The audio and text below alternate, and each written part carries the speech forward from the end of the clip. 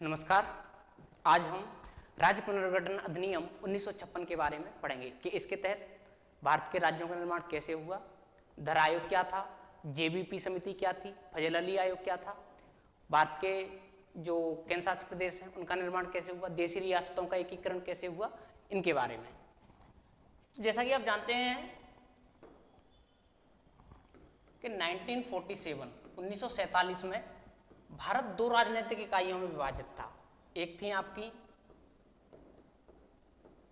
British प्रांत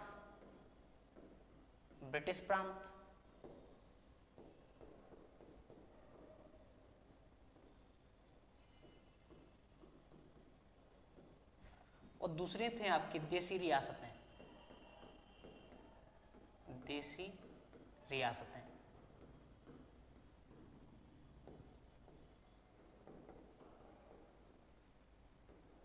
princely states.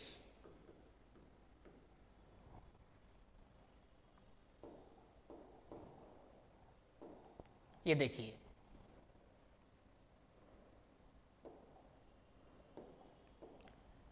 ये जो रेड कलर में है, सॉरी ये येलो कलर में है, ये है आपकी देशी रियासतें, और ये रेड कलर में है, ये है ब्रिटिश प्रांत, जैसे कि Bihar, united province, Punjab, Sindh, Bombay, central province आदि। यहाँ पे है आपका हैदराबाद, यहाँ पे आपकी मैसूर, राजपूताना, J&K, जूनागढ़। तो यह देशी रियासतें थी।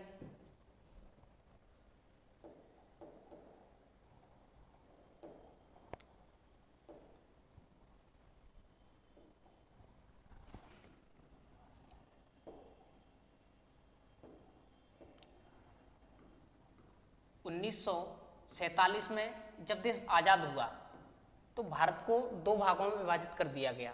एक था भारत, तब भारत को भी डोमिनियन बोला जाता था, और पाकिस्तान को भी। पाकिस्तान, दो डोमिनियन बने। यह डोमिनियन का स्टेटस भारत में 1950 तक रहा। 1950 के बाद भारत पूर्ण रूप से संविधान होने के बाद संप्रभु राष्ट्र बन गया। तो भारत में उस समय 552 देशी रियासतें थीं।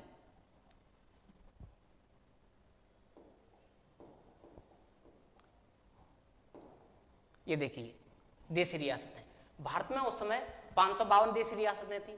अब अंग्रेजों ने कहा कि जो हमारे ब्रिटिश प्रांत हैं उनको तो हम भारत में शामिल कर देंगे, आप भारत का निर्माण कर लीजिए, लेकिन जो देशी रियासतें हैं इनको अंग्रेजों ने 3 ऑप्शन दिए। या फिर तो आप भारत में शामिल हों, या फिर आप पाकिस्तान में शामिल हों, या फिर आप स्वतंत्र रहें। अब जो देशी रियासतें थीं, जो उनके राजा थे, वह अपने राजपाट को छोड़कर, अपने शासन को छोड़कर किसी देश में क्यों शामिल होना चाहेंगे। तो मैक्सिमम लोगों ने चाहा कि हम स्वतंत्र रहें। लेकिन जो सरदार पटेल थे और उनके एक सचिव थे, IAS अधिकारी थे, वो बीपी मेनन, इन्होंने बहुत सूझबूझ से, बहुत ही कड़ी मेहनत के साथ देशी रियासतों को एकत्रित करने का काम किया। 552 में से, जो 552 देशी रियासतें थीं, इनमें से 549 देशी रियासतें इन्होंने भारत में शामिल कर ली। बहुत बड़ा योगदान था देशी रियासतों के एकीकरण में सरदार वल्लभ भाई पटेल का, और इसी कारण सरदार पटेल को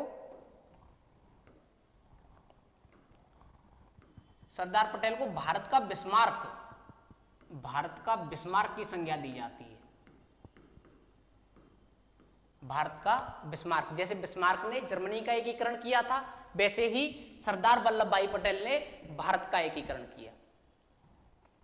अब इनमें से ये जो 3 रियासतें थीं, इनके बारे में हम देखते हैं ये कौन सी थी। जैसे इसमें एक थी आपकी हैदराबाद,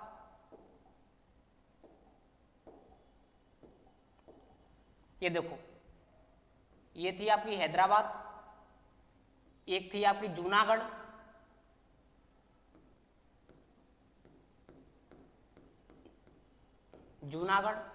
ये थी आपकी हैदराबाद, और ये थी आपकी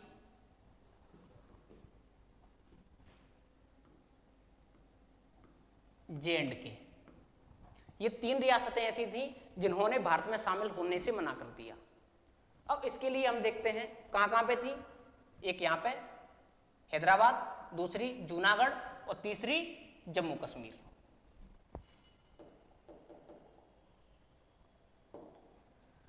तो इसमें सबसे पहले हम देखेंगे जूनागढ़ के बारे में।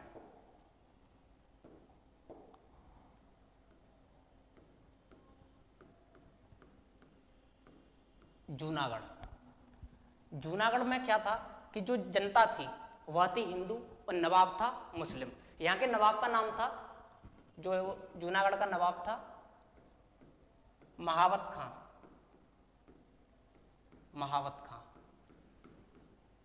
अब महावत खां चाहता था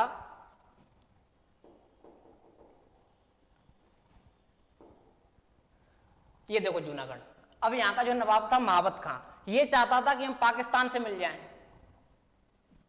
तो संभव ही नहीं था यहां से। और जो यहाँ की जनता थी वह कौन थी? हिंदू। और इधर जो जूनागढ़ का नवाब था यह पाकिस्तान के साथ विलय पत्र पर हस्ताक्षर भी कर चुका था कि नहीं हमको तो आपके साथ ही रहना है, लेकिन जनता ने विद्रोह कर दिया इसके खिलाफ, क्योंकि जनता हिंदू थी। जनता ने कहा कि नहीं हमको पाकिस्तान के साथ नहीं रहना। तो सरदार पटेल ने इस विद्रोह को और आग लगाई। उन्होंने कहा चलो ठीक है और करो। तो जो नवाब था यहाँ का जूनागढ़ का यहाँ का जो नवाब था वह पाकिस्तान भाग गया। और यहाँ पे जो नवाब का एक मुख्यमंत्री कह लो या दीवान कह लो, वो थे शाहनवाज भुट्टो।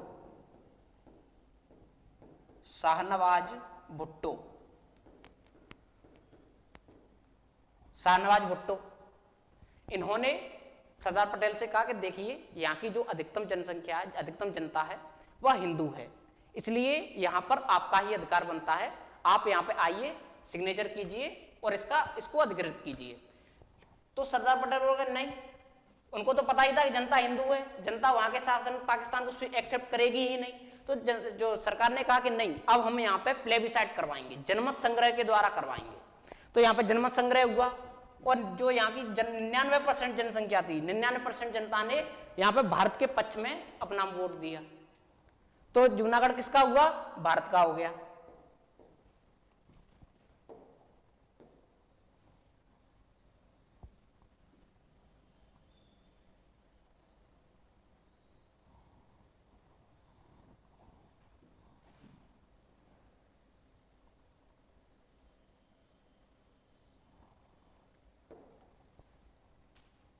इसके बाद आपकी हैदराबाद थी।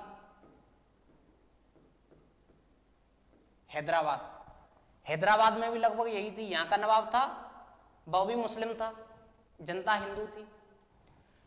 तो यहाँ का जो नवाब था वह चाह रहा था, ये देखिए ये था हैदराबाद की रियासत, ये भाई साहब भी चाहते थे कि हम पाकिस्तान में मिलें। अब यहाँ पे आप ये देखिए कि ये चारों तरफ से भारत से घिरा हुआ है, चारों तरफ से।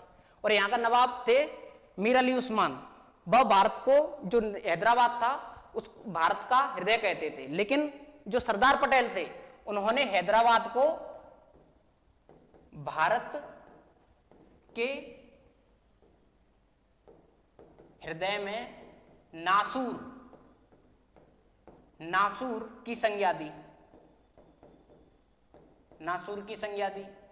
क्योंकि यह पाकिस्तान में मिलने की बात कर रहा था। तो यहाँ पे धीमे धीमे इन्होंने सोचा कि सरदार पटेल नहीं मानेंगे, भारत के लिए भी चिंता की विषय थी। और जो जवाहरलाल नेहरू थे उन्होंने कहा कि चलो ठीक है, लोग ये कहेंगे कि अभी अभी ये आजाद हुए हैं और अभी अभी दूसरी जो रियासतें उन पर कब्जा करने लगे, तो नेहरू इस पर ढील पोल डाले थे। लेकिन सरदार पटेल ने कहा कि नहीं, बिल्कुल नहीं। तो नवाब को लगा कि कहीं कुछ उठक पटक ना हो, इस वजह से नवाब ने नवंबर 1947 को भारत सरकार के साथ स्टैंड स्टिल एग्रीमेंट कर लिया। इसका मतलब है कि एक साल तक, नवंबर 1948 तक ना तो भारत सरकार कुछ करे और ना ही हम कुछ करेंगे। तो एक साल के लिए इसने चीजों को आगे बढ़ा दिया कि एक साल तक कुछ नहीं होगा। लेकिन जो नवाब था हैदराबाद का, यह लगातार कहां पे बात कर रहा था? पाकिस्तान से बात कर रहा था कि कैसे भी हो हमको विलय कीजिए आप पाकिस्तान में। तो पाकिस्तान भी साम्राज्य का भूखा था उस टाइम पे, जिन्ना बहुत भूखे थे। इन्होंने कहा ठीक है करेंगे, तो ये नहीं माना। पाकिस्तान से लगातार बात करने, तो जवाहरलाल नेहरू से बिना पूछे हुए जो सरदार पटेल थे, सरदार पटेल ने नेहरू से बिना पूछे हुए पुलिस कार्रवाई कर दी हैदराबाद पर। यानी कि भारत की आर्मी गई लेकिन पुलिस की वर्दी धारण करके गई, तो कहा जाता है कि पुलिस कार्रवाई के द्वारा पुलिस, सरदार पटेल ने हैदराबाद में क्या किया, सेना भेज दी। और वहां पे क्या, हैदराबाद का जो नवाब था उन्होंने MIM पार्टी की स्थापना कर दी थी, और MIM पार्टी के निर्देशन में ही एक वहां का एक संगठन बना, उग्रवादी संगठन, जिसको कहते हैं रजाकार। रजाकारों ने सेना बना ली और यह हिंसा करते थे। इन्होंने जैसे 13 सितंबर को सेना भेजी गई, और 13 से 18 सितंबर तक क्या हुआ, वहां पे युद्ध, हिंसात्मक कार्रवाई की गई पुलिस में और रजाकारों के बीच। तो ऐसा बताया जाता है कि इसमें भयंकर हिंसा हुई, 20 से 40 हजार लोग मारे गए। तो यहां पर रजाकार के बाद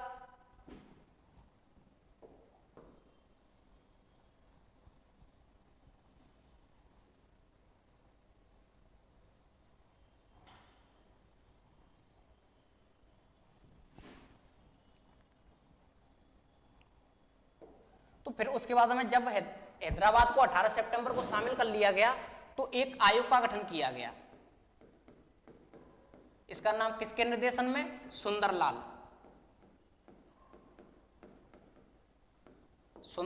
आयोग। इन्होंने अपनी रिपोर्ट में कहा कि हैदराबाद में पिछले एक साल से, जब से स्टैंड स्टिल वो हुआ है समझौता, तब से लगभग 20 से 40 हजार लोग मारे जा चुके हैं, 20 से 40 हजार लोग। लेकिन कुछ पत्रकार कहते हैं कि नहीं, यह 20 से 40 हजार नहीं है, यह संख्या लगभग 2 लाख तक होती है, 2 लाख लोग मारे गए। और हैदराबाद को भी भारत में शामिल कर लिया गया। हैदराबाद का जो नवाब था वह UN में पहुंच गया कि देखो हम पे इन्होंने कब्जा कर लिया है, हमको मारा है, पीटा है। तो सरदार पटेल ने कहा नहीं नहीं, ऐसी कोई बात नहीं, हमने सिर्फ छोटी मोटी बात थी, पुलिस कार्रवाई की है बस। जब हैदराबाद को भी 1948 में शामिल कर लिया गया, तो फिर प्रश्न उठता है जम्मू कश्मीर का।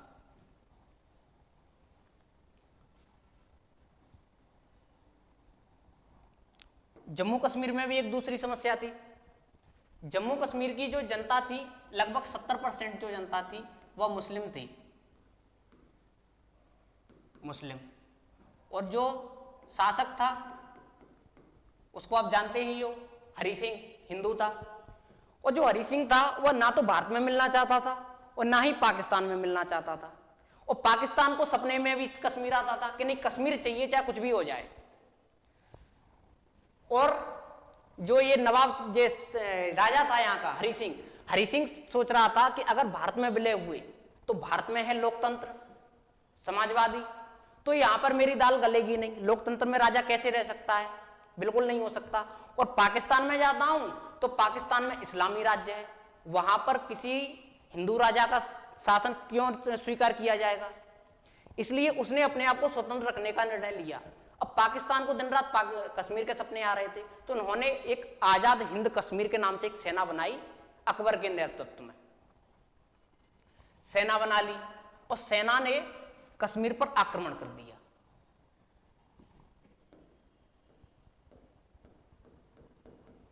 बाईस अक्टूबर आक्रमण किया। तो जो हरि सिंह थे, हरि सिंह के दीवान कह लो बन राजन सिंह थे, राजन सिंह ने हरि सिंह को समझाया कि देखो आप भारत के साथ सम्मिलित हो जाओ, दिक्कत नहीं आएगी। उन्होंने कहा नहीं हम, क्योंकि जो हरि सिंह थे उनको अपनी सेना पे बहुत भरोसा था, उन्होंने कहा नहीं हम शामिल नहीं होंगे। तो राजन सिंह ने समझाया कि देखो आपकी जो 50 से 60% जो सेना है उसमें मुसलमान है, वह मुस्लिम है। अगर वहां पे कुछ इस्लामिक राज्य बनाने का इनको कुछ दिया गया कि हम इस्लामिक राज्य बनाएंगे, ऐसा कुछ तोहफा दिया गया, तो जो सेना है वह उनमें सम्मिलित हो जाएंगे। लेकिन उन्होंने कहा नहीं हम करेंगे। वहां से चले आए और उरी तक पहुंच गए। उरी के बाद उरी पे पड़ता है एक पुल, उस पुल को राजन सिंह ने तोड़वा दिया और इसी अभियान में राजन सिंह की मृत्यु हो गई। अगर राजन सिंह इस पुल को नहीं तोड़वाते तो अभी तक कश्मीर समस्या होती ही नहीं, क्योंकि तब तो पूरी कश्मीर पर पाकिस्तान का कब्जा हो चुका होता। इस वजह से 2 दिन लेट हो गई कश्मीर, जो आजाद कश्मीर सेना थी वह 2 दिन लेट हो गई। कहां से जाए, ना तो कश्मीर के लोग उधर जा सकते और ना ही पाकिस्तान के लोग इधर आ सकते। लेकिन तब तक उन्होंने काफी क्षेत्र पर कब्जा कर लिया। बारामूला में उन्होंने बहुत अत्याचार किए। इसके बाद क्या हुआ, 27 अक्टूबर को विलय पत्र पर राजा हरि सिंह थे, उन्होंने हस्ताक्षर कर दिए और जो कश्मीर था वह भी भारत का भाग बन गया। उसमें क्या क्या शामिल था, विलय पत्र में क्या क्या लिखा था, रक्षा, विदेशी मामले और कम्युनिकेशन, संचार, बस ये 3 चीजें थी। तो कश्मीर भी भारत का पार्ट बन गया। अब देखना हमें यह है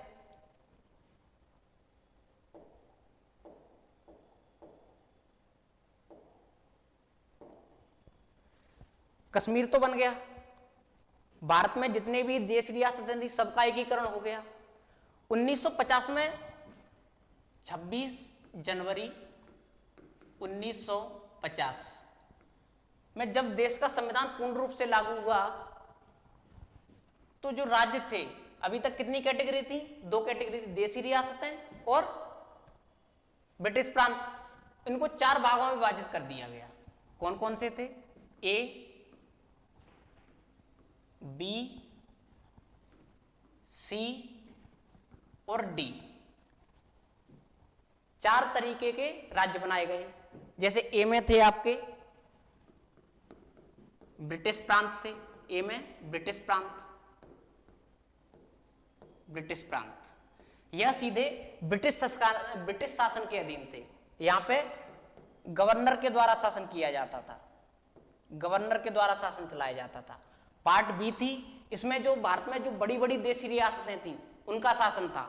यहां पे जैसे कि बड़ी बड़ी रियासतें कौन थी, हैदराबाद थी आपकी, मैसूर थी आपकी, ये थी। और यहां के जो शासक थे,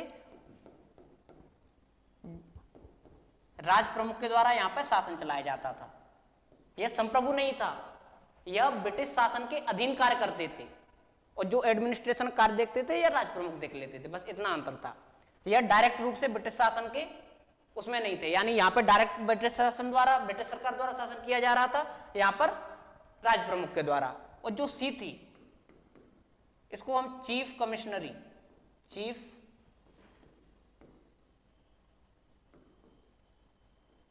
कमिश्नरी क्षेत्र भी कहते हैं। इसमें क्या छोटी छोटी रियासतें थी,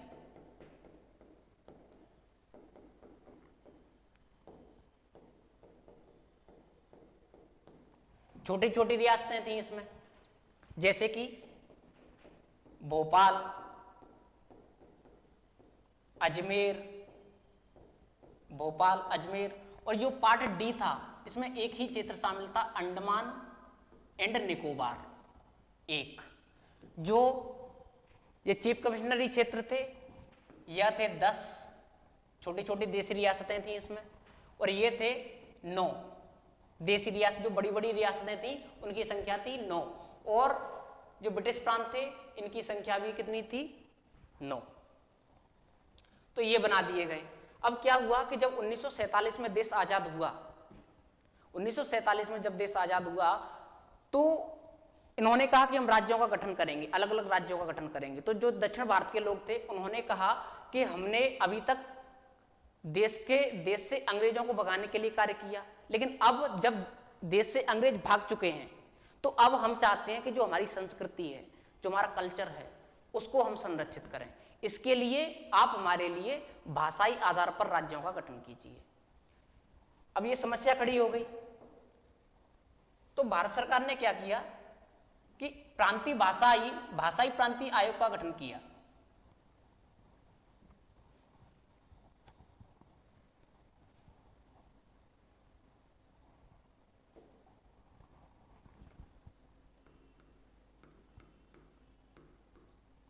भाषाई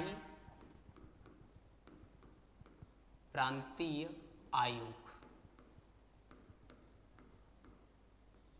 भाषाई प्रांतीय आयोग, इसका गठन कब किया गया? इसका गठन किया गया जून 1948 में।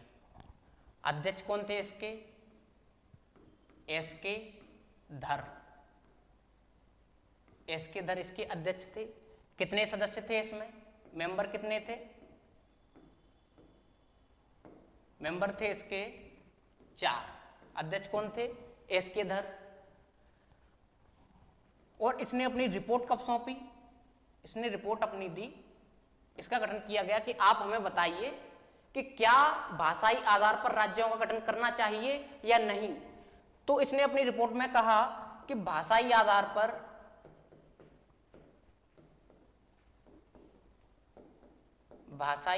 पर राज्यों का गठन नहीं करना चाहिए, बल्कि प्रशासनिक सुविधा को दृष्टिकोण रखना चाहिए, प्रशासनिक सुविधा के अनुसार करना चाहिए।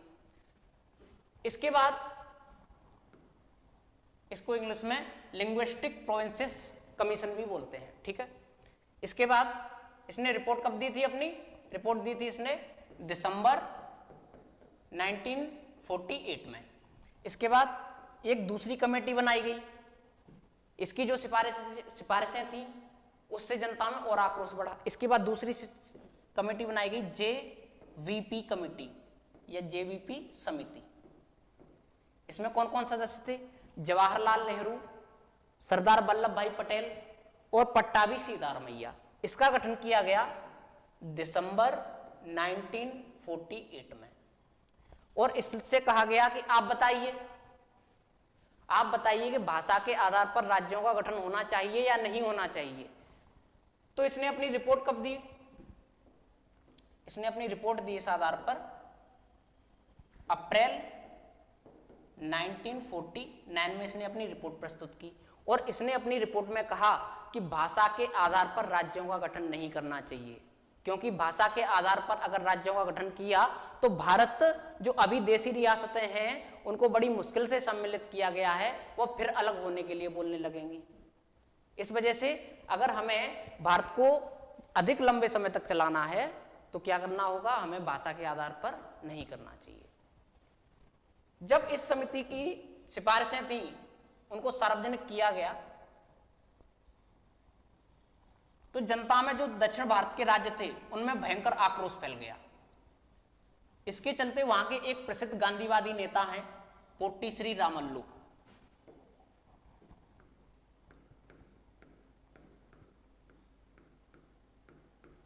पोट्टी श्री रामल्लू ये एक गांधीवादी नेता थे और दक्षिण भारत की ये बहुत अच्छी पर्सनैलिटी थे। गांधी जी ने इनके बारे में कहा है कि अगर पोट्टी श्री रामुलू जैसे मेरे पास अगर 11 सदस्य हों तो मैं अंग्रेजों को हरा दूं।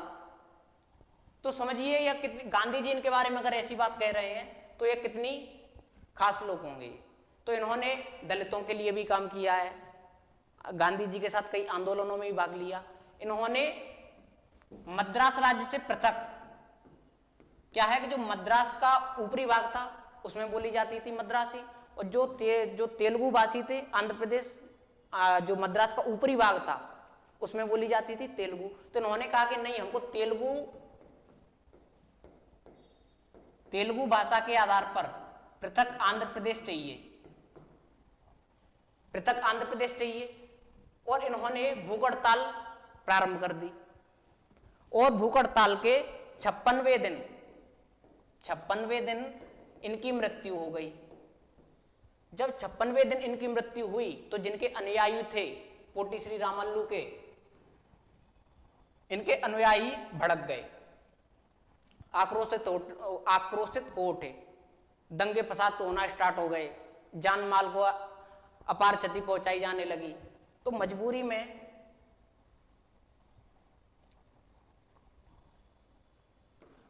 में JL नेहरू, जवाहरलाल नेहरू ने तेलुगु भाषियों के लिए पृथक आंध्र प्रदेश राज्य की घोषणा कर दी और 1 नवंबर 1953 को आंध्र प्रदेश राज्य का भाषाई आधार पर गठन कर दिया गया।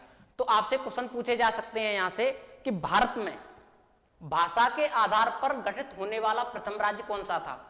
तो आपका ऑप्शन होगा आंध्र प्रदेश। और आपसे पूछे कि भाषा के आधार पर जितनी भी समितियां गठित की गई उनमें से पहली कौन सी समिति थी, तो कौन सी होगी, एस के धर आयोग। अब जब भाषा के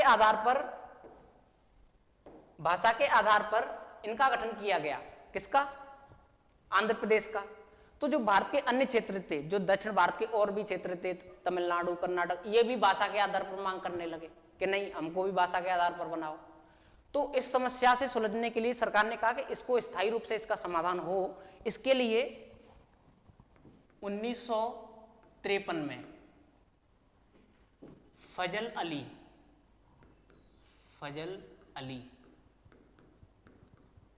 अली की अध्यक्षता में राज्य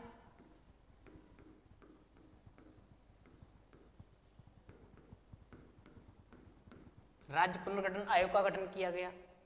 जो राज्य पुनर्गठन आयोग था इसमें 3 सदस्य थे। कितने सदस्य थे, 3 सदस्य थे। कौन कौन, एक तो थे आपके फजल अली, दूसरे थे आपके हृदयनाथ कुंजरू, HN कुंजरू, और तीसरे थे आपके KM पर्णिकर। कौन कौन सदस्य थे इसके, फजल अली, HN कुंजरू और KM पर्णिकर। याद रखिए ये जो कुंजरू और पर्णिकर थे यह संविधान सभा के सदस्य भी थे, संविधान सभा के सदस्य। ठीक है, एग्जाम में पूछा जा सकता है। 1953 में इसका गठन हो गया। इस आयोग से कहा गया कि आप बताइए क्या भाषाई आधार पर गठन किया जाना चाहिए, क्या उचित है कि नहीं है, क्या करना चाहिए। तो इसने 1955 में अपनी रिपोर्ट दी, और इसने सिफारिशें की। आइए देखते हैं इसने क्या क्या सिफारिशें की। इसने 4 आधार बताए कि प्रशासनिक सुविधा होनी चाहिए, देश की एकता एवं अखंडता को ध्यान में रखना चाहिए, भौगोलिकता को ध्यान में रखना चाहिए आदि चीजें। इसकी जो मुख्य सिफारिशें थी, इसने कहा पहली में कि जो A, B, C और D ये जो स्टेट हैं, जो कैटेगरी हैं, स्टेट कैटेगरी,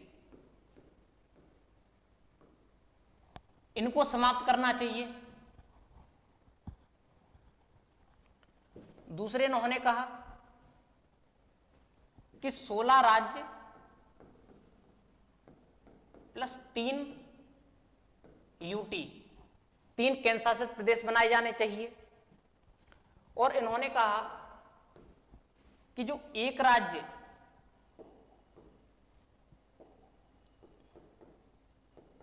एक राज्य एक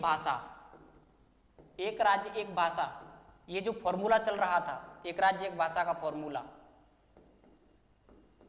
इसको इन्होंने अस्वीकृत कर दिया।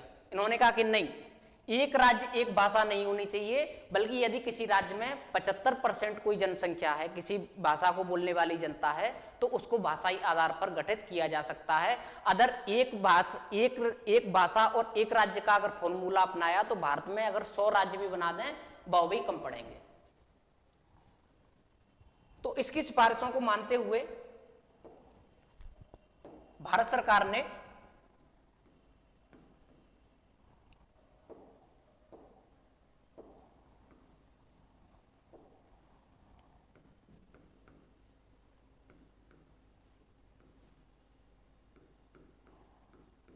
राज्य पुनर्गठन अधिनियम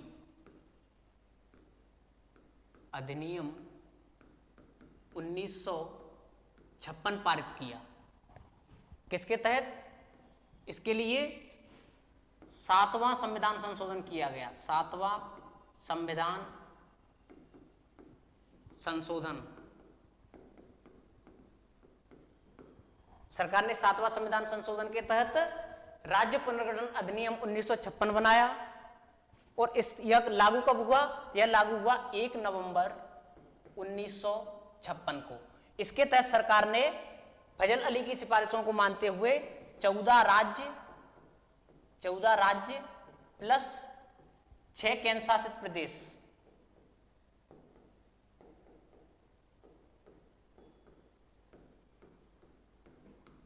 14 स्टेट्स एंड 6 यूटीज इनका गठन कर दिया। इसके बाद भाषा के आधार पर और भी मांगे बढ़ने लगी। आपको पता है कि 1960 में जो बंबई राज्य था, बंबई राज्य में आज का गुजरात भी शामिल था, आज का महाराष्ट्र भी शामिल था। तो इन्होंने गुजराती भाषियों ने कहा कि नहीं, हमको गुजरात के आधार पर अलग राज्य का गठन होना चाहिए। मराठी भी कह रहे थे कि हमको भी अलग कीजिए। तो 1960 में गुजरात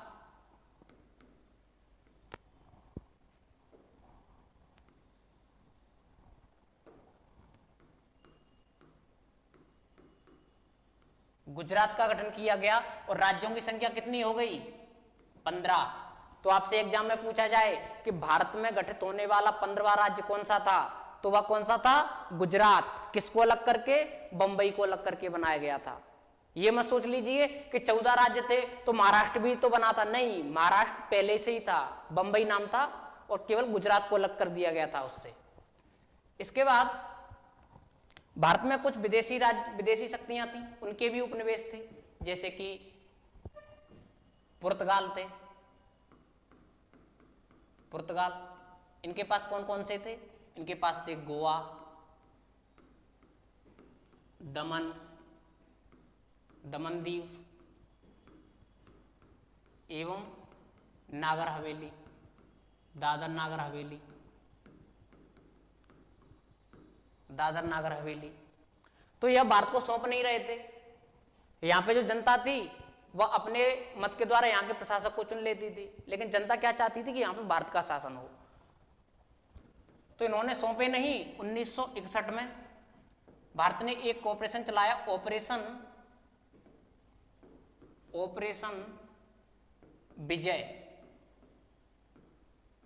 ऑपरेशन विजय के तहत इनको गोवा, दमनदीव एवं नागर हवेली को छीन लिया पुर्तगालियों से भारत ने। इसके बाद फ्रांसीसी भी थे, फ्रांसीसियों के अधीन भी कुछ क्षेत्र थे। फ्रांसीसियों के अधीन थे आपके पांडिचेरी, यनम, माहे, कराईकल। तो 1954 में एक संधि के तहत फ्रांसीसियों ने तो आसानी से भारत को यह क्षेत्र सौंप दिए। इसके तहत हम देखेंगे और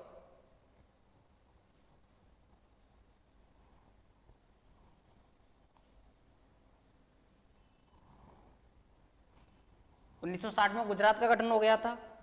1961 में दादर नागर हवेली इसको केंद्र शासित प्रदेश बनाया गया।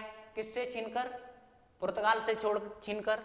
और इसको 10वां संविधान संशोधन किया गया। इसके लिए 10वें संविधान संशोधन के तहत किसको? दादर नागर हवेली को केंद्र शासित प्रदेश बनाया गया। इसके बाद 1962 इसमें गोवा प्लस दमनदीव इनको केंद्र शासित प्रदेश बनाया गया। किसके तहत? 12वें संविधान संशोधन के तहत।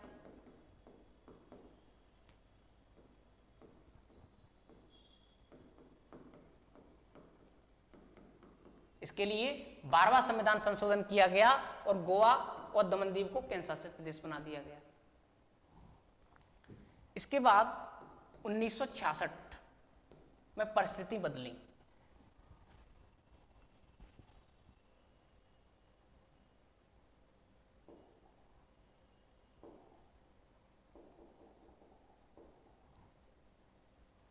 ये चित्र देखिए आप, ये जो हिमाचल प्रदेश है, पंजाब है,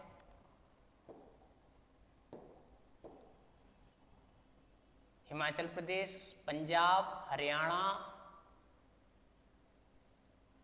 चंडीगढ़, ये क्षेत्र देखिए, ये जो क्षेत्र है इसमें जो नीचे का क्षेत्र है हरियाणा क्षेत्र है, इसमें बोली जाती थी हिंदी, इधर बोली जाती थी पंजाबी, और ये इधर ऊपर का क्षेत्र था इसमें बोली जाती ये था हिमाचल प्रदेश। तो इसको सम्मिलित रूप से तब कहते थे पेप्सू।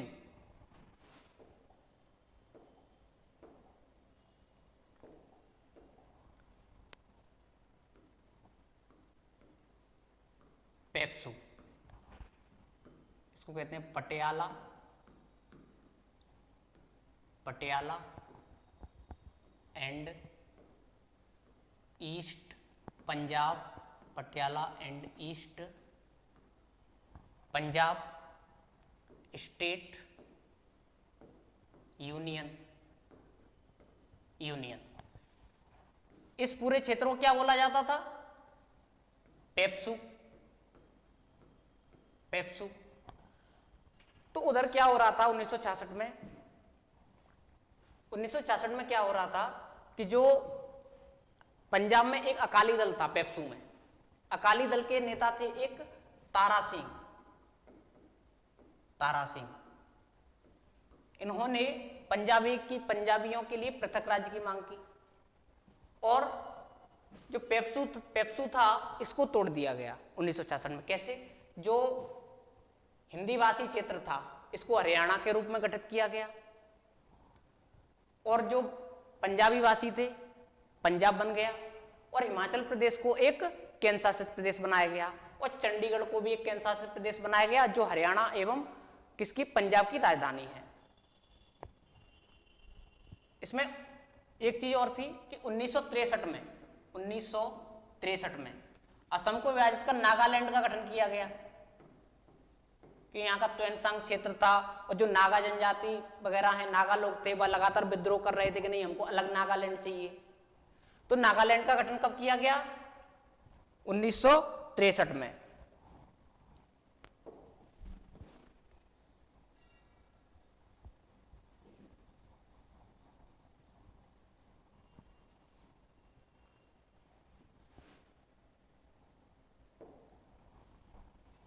तो नागालैंड कौन सा राज्य बना भारत का? नागालैंड बना आपका 16वां राज्य। कब बना यह?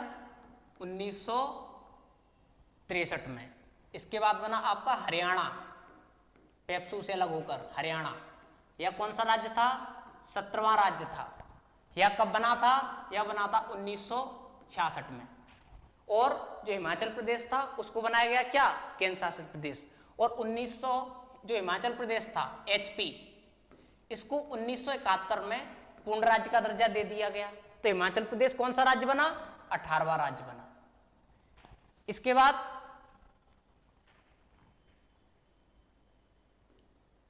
मणिपुर,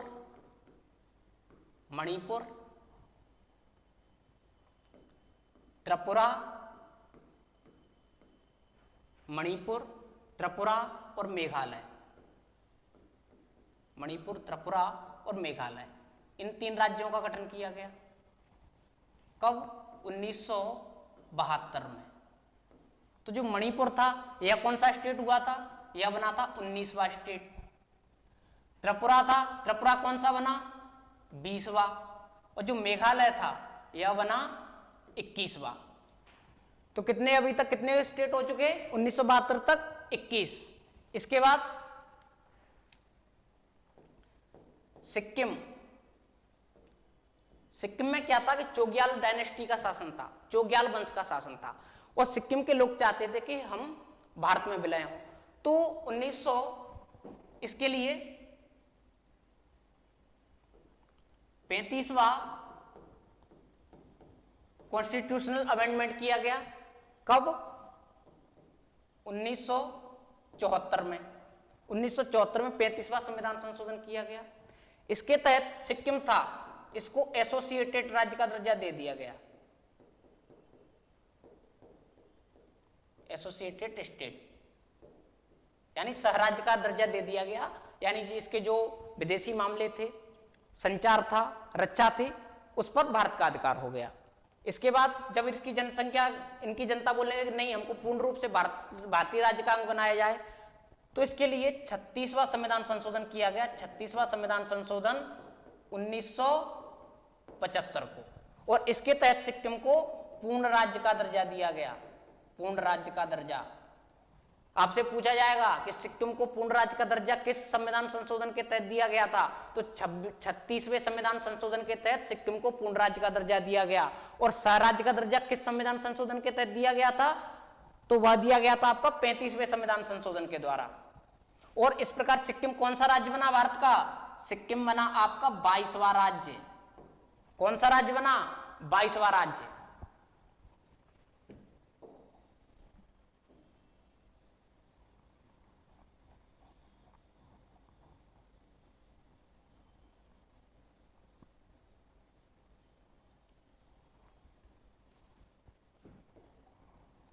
इसके बाद 1987 में 3 और राज्यों का गठन किया गया। ये थे आपके मिजोरम, अरुणाचल प्रदेश,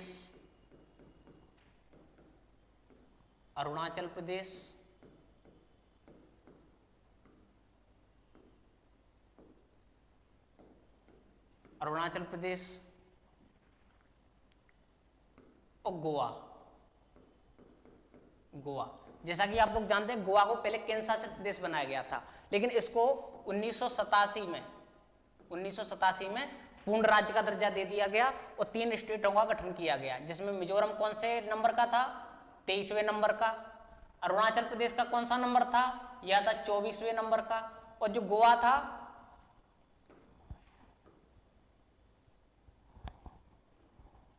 आपके 25वें नंबर का।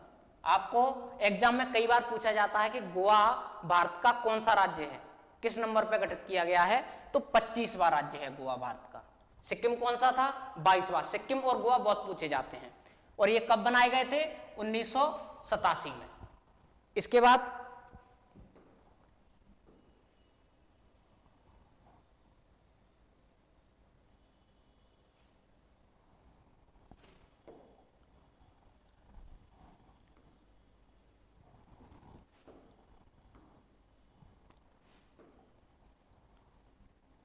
छत्तीसगढ़,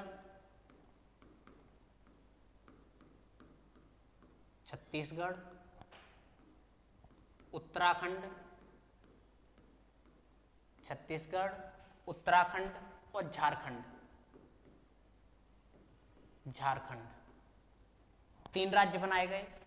यह कब बनाए गए, ये बनाए गए 2000 में। इनकी डेट देखेंगे। छत्तीसगढ़ बनाया गया 1 नवंबर को। 1 नवंबर को कौन, छत्तीसगढ़। इसके बाद 9 नवंबर को उत्तराखंड बनाया गया, किससे, उत्तर प्रदेश से अलग करके। ये देखिए,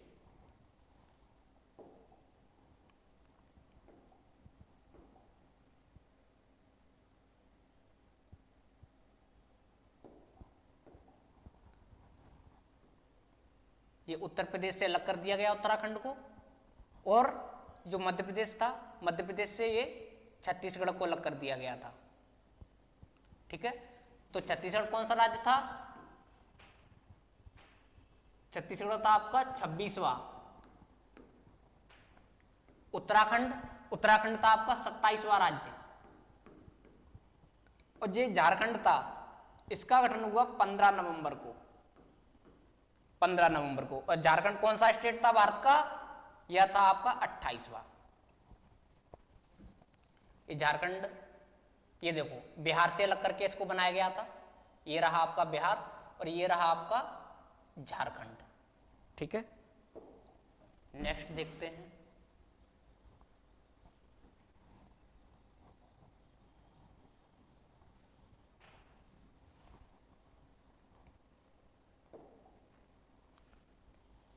इसके बाद 2 जून 2014 को आंध्र प्रदेश को विभाजित कर, ये देखिए, पहले ये जो क्षेत्र था ये पूरा आंध्र प्रदेश था। आंध्र प्रदेश को विभाजित कर दिया गया और तेलंगाना एक नया राज्य बनाया गया। तेलंगाना। तेलंगाना भारत का कौन सा स्टेट था? 29वां। अगर आपसे पूछे 29वां राज्य कौन सा है तो कौन सा था? तेलंगाना था। कब बनाया गया? 2 जून 2014 को। और यह जो आंध्र प्रदेश था, इसका जो प्रस्ताव भेजा गया था राष्ट्रपति के द्वारा, वह जो यहाँ की विधानसभा थी उसने इसको अस्वीकृत कर दिया था, लेकिन तब भी संसद ने इसको बना दिया। इसके बाद हम देखेंगे 31 अक्टूबर 2019 यहां पर 2 केंद्र शासित प्रदेश बनाए गए, एक तो J&K और दूसरा लद्दाख। भारत सरकार के द्वारा 370 को निष्क्रिय करने के बाद जम्मू कश्मीर राज्य को 2 भागों में विभाजित कर दिया गया और उसे केंद्र शासित प्रदेश बना दिया गया। जैसे कि ये देखो, ये है आपकी जम्मू कश्मीर और ये जो क्षेत्र है पूरा लद्दाख, इसको 2 केंद्र शासित प्रदेशों में विभाजित कर दिया गया। कब? 31 अक्टूबर 2019। और इस प्रकार केंद्र शासित प्रदेशों की संख्या कितनी हो गई भारत में? अभी तक कितनी थी? अभी तक थी 7, तो अब कितनी हो गई? अब हो जाएगी आपकी 9। कितने यूटी हो गए? 2019 में 9 यूटी हो गए। लेकिन 26 जनवरी 2020 ये देखिए आप, ये है दमन और यहां पे दादर नागर हवेली, दमनदीप एवं दादर नागर हवेली को इन्होंने एक कर दिया, बिल्कुल मिला दिया आपस में। कौन कौन से? दादर नागर हवेली, दादर नागर हवेली प्लस दमनदीव, इन दोनों को, ये दोनों केंद्र शासित प्रदेश थे, इन दोनों को मिलाकर एक कर दिया गया क्योंकि अधिक जनसंख्या नहीं थी, इस वजह से प्रशासनिक दृष्टि से भी इनको एक कर दिया गया। और कितने केंद्र शासित प्रदेश बचे वर्तमान में? 8। तो आपसे पूछा जाए कि वर्तमान में भारत में कितने राज्य और कितने केंद्र शासित प्रदेश हैं, तो वर्तमान में भारत में 28 राज्य और 8 यूटी हैं, 8 केंद्र शासित प्रदेश हैं। आज के लेक्चर में इतना ही, धन्यवाद।